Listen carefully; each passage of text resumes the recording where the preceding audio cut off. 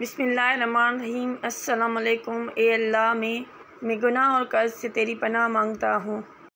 ए अल्लाह मुझे आसानी मुहैया कर और मुझसे तंगी दूर रख। ए अल्लाह मैं अज़ाब कब्र से तेरी पनाह चाहता हूँ। चैनल को सब्सक्राइब कर दीजिएगा, लाइक कर दीजिएगा ज़रूर भी। ए मेरे रब, मुझे तकलीफ़ पहुँच रही है और आप अर्रहमान राहिमीन हैं।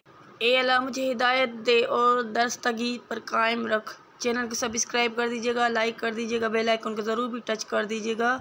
सब्सक्राइब सब लोग करते हो, बेल आइकन को टच नहीं करते, इस वजह से आपको तक मेरा नोटिफिकेशन नहीं पहुंचता। काइंडली ज़रूर भी बेल आइकन को टच कर दीजिएगा। मैं अपनी परेशानी और अपने गम की फ़रियाद अल्लाह से ही करता हूँ। सूरह यूसुफ आयत 86, सूरत अल कुरान मलिक आयत 2.67।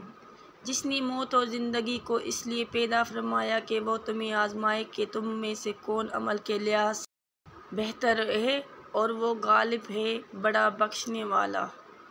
इस वीडियो में कुरान शरीफ की आयत, उनके तर्जुमा और उनकी आयत की पॉइंट्स आपको बताई गई हैं। अल्लाह हाफ़िज़, टेक केयर। अल्लाह हम सबको इस पे अमल करने की तौफ़ीक दे।